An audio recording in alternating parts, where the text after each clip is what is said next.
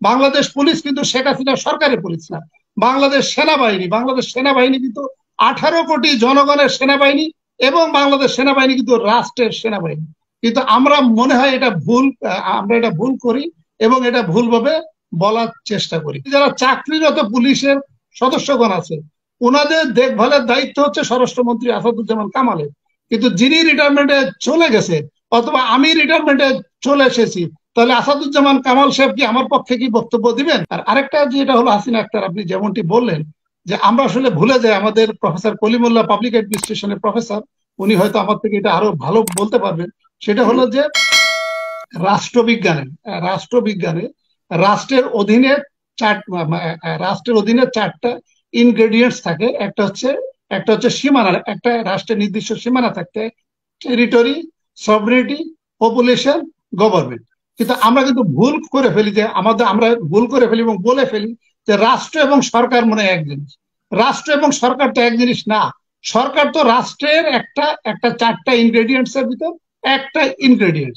তো এখন আমরা যখন পুলিশের কথা বলছি, এবং আমার ডক্টর কলিমুল্লাহ সাহেব যখন বলছিলেন যে যেহেতু বাংলাদেশ পুলিশ সরকারের অধীনে কাজ করে, বাংলাদেশ পুলিশ সরকারের অধীনে কাজ করে, কিন্তু আমরা কিন্তু এটা ভুলে যাই। আমি ধরে নিচ্ছি ডিবেটের কারণে আমাদের সরকার সাংবিধানিকভাবে বৈধ সরকার। তাহলে বৈধ সরকার হলেও তো তার মেয়াদ হলো 5 বছর, এবং ক্ষেত্র বিশেষে কিন্তু এই মেয়াদ 5 বছরের কম হতে পারে যদি জনগণের আন্দোলনে উনি ক্ষমতাচ্যুত হন, অথবা সরকার যদি মনে করে যে আমি আগাম নির্বাচন দিব, তাহলে সেই ক্ষেত্রে তার ম্যান্ডেট সর্বোচ্চ 5 বছর বা তার থেকে কম হতে পারে। তার মানে এই সরকারকে একটা নির্দিষ্ট সময়ের জন্য তাকে they have been given the responsibility to work as a manager, তাকে ম্যানেজারিয়াল জবটা করতে বলা হয়েছে।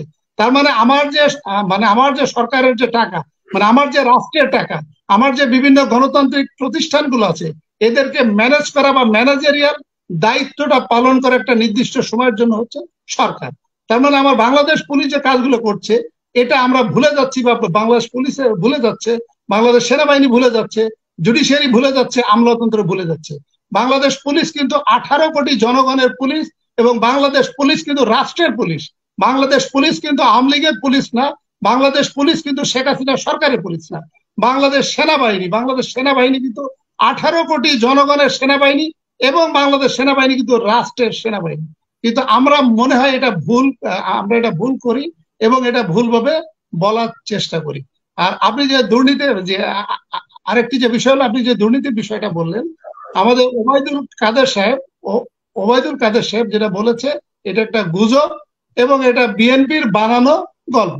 এবং আমাদের স্বরাষ্ট্রমন্ত্রী আসাদুজ্জামান কামাল, উনি যেহেতু একজন অ্যাডভোকেটও বটে, এবং উনি দেখলাম গতকাল একটা টিভি টক শোতে উনি বলেছেন, আইনের ভাষায় বলেছেন, যেহেতু উনি আইনজ্ঞ, উনি আইনের ভাষায় বলেছেন, an accused is innocent until and unless proved otherwise।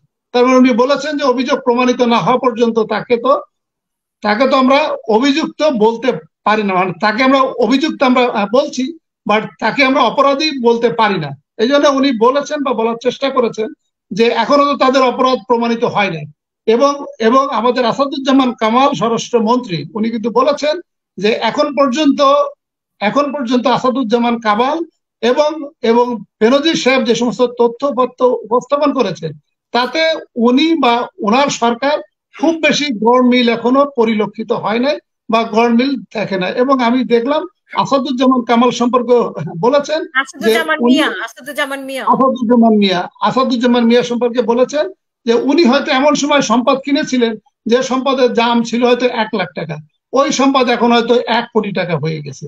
তো এই কারণে উনি সাংবাদিকদের উদ্দেশ্য করে বলেছেন যে আপনারা অপেক্ষা করেন, ওনারা যে জবাব দিচ্ছে, আমরা যে জবাবটা পাচ্ছি বা ওনাদের কাছ থেকে যে ব্যাখ্যা বিশ্লেষণ পাচ্ছি, আমরা খুব বেশি অনিয়ম আমরা দেখছি না বা পাচ্ছি না। কিন্তু আমার কথা হচ্ছে যে ওনারা তো রিটায়ারমেন্টে চলে গিয়েছেন, এই কথা বলার জন্য কি আসাদুজ্জামান কামাল কি এখতিয়ার পার কিনা? is the Asaduজ্জামান Kamal or the Home Minister is entitled to speak about the Benazir, about the Asaduজ্জামান Kamal? কারণ স্বরাষ্ট্রমন্ত্রী তো এখন উনি তো স্বরাষ্ট্রমন্ত্রী, তার মানে উনি যারা চাকরিরত পুলিশের সদস্যগণ আছে, ওনাদের দেখভালের দায়িত্ব হচ্ছে স্বরাষ্ট্রমন্ত্রী আসাদুজ্জামান কামালের। কিন্তু যিনি রিটায়ারমেন্টে চলে গেছে, অথবা আমি রিটায়ারমেন্টে চলে এসেছি, তাহলে আসাদুজ্জামান কামাল সাহেব কি আমার পক্ষে কি বক্তব্য দিবেন? নিশ্চয়ই আমার পক্ষে উনি বক্তব্য দিবেন না। তো তাহলে উনি আকবরে কেন বেনজির, আকবরে কেন আসাদুজ্জামান কামাল, আকবরে কেন এনবিআর এর যে কমিশনার যে ডক্টর মতিউর রহমান সম্পর্কে যিনি বক্তব্য দিচ্ছেন, এটি যদি আসাদুজ্জামান কামাল বা বেনজির সম্পর্কে বক্তব্য দিতে হয়, সেটা তো দুর্নীতি দমন কমিশন বক্তব্য দিবে। দুর্নীতি দমন কমিশনের পক্ষে যিনি আইনজীবী আছেন উনি বক্তব্য দিবেন।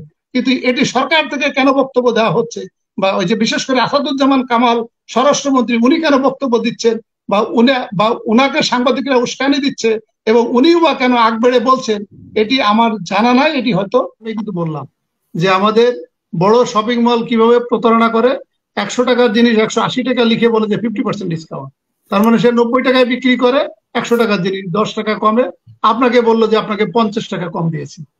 এখন ভারতও কিন্তু একই কাজ করবে, কিন্তু এটি কিন্তু স্থায়ী সমাধান না। যারা ইকোনমিক্স এবং ফাইন্যান্সিয়াল অ্যানালিস্ট যারা আছে তাদের কাছে যদি আপনি জিজ্ঞাসা করেন, এটা কিন্তু একটা সাময়িক সলিউশন।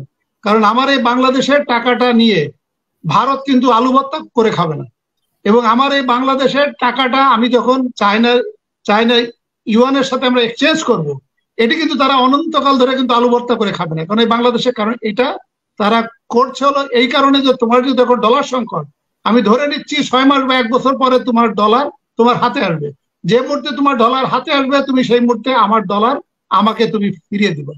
এখন আলটিমেটলি ডলারের যে অবস্থা, ত্রাহিত্রাহিতের অবস্থা, যেটা আমাদের ডক্টর তাজ হাশমি বললো যে একমাত্র সমাধান, এখানকার একমাত্র সমাধান হলো শেখ হাসিনার পদত্যাগ। কারণ শেখ হাসিনার পদত্যাগ যদি না হয়, তাহলে সেই ক্ষেত্রে যে সমস্ত স্টেক হোল্ডার যারা আছে, যে সমস্ত গণতান্ত্রিক প্রতিষ্ঠানগুলো আছে, এগুলো তো ধ্বংস হয়ে গেছে। কারণ এরা কিন্তু শেখ হাসিনা মরুক আর বাঁচুক, শেখ হাসিনার সরকার টিকুক আর না টিকুক, তারা কিন্তু শেখ হাসিনাকে রাখার জন্য মরিয়া হয়ে উঠবে। তারা কিন্তু কোনো আইন কোনো নিয়ম কানুনের কিন্তু কোনো তোয়াক্কা করবে না। এতে কিন্তু জনগণ কিন্তু আরো ক্ষতিগ্রস্ত হয়ে যাবে, দেশ ক্ষতিগ্রস্ত হয়ে যাবে, রাষ্ট্র ক্ষতিগ্রস্ত হয়ে যাবে। আর আরেকটি কথা বলে আমি শেষ করছি, এটা হলো যে আমাদের ডক্টর তাজ হাশমি যেটা বললেন যে উনি একটু ওই যে ভালগার ল্যাঙ্গুয়েজে বললেন, আমি আর ওই যে ভালগার ল্যাঙ্গুয়েজ বলছি না, যে আমাদের শেখ হাসিনা দুইজনকে সামাল দিতে হচ্ছে, ভারত এবং চীন। কিন্তু ডক্টর তাজ হাশমি কিন্তু আপনি আমেরিকার কথা কিন্তু বলেন নাই। আমেরিকা কিন্তু বার্মায় এক পাশ করেছে 2021-এ।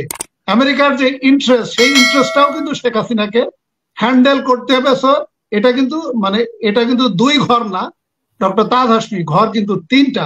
এখন শেখ হাসিনা এই ঘর 3টা এবং আমাদের জনগণ যে 4র্থ ঘর, এবং যে আমাদের যে অর্থনৈতিক যে অভ্যুত্থান এই 5ম ঘর, এই 5ম ঘর উনি কিভাবে সামাল দিবে, এটা আমরা হয়তো আরো কয়েকদিন অপেক্ষা করব এবং আমরা এটা দেখবো যে তিনি কিভাবে এটা হ্যান্ডেল করেন এবং জনগণ তাকে কিভাবে ক্ষমতাচ্যুত করে। ধন্যবাদ।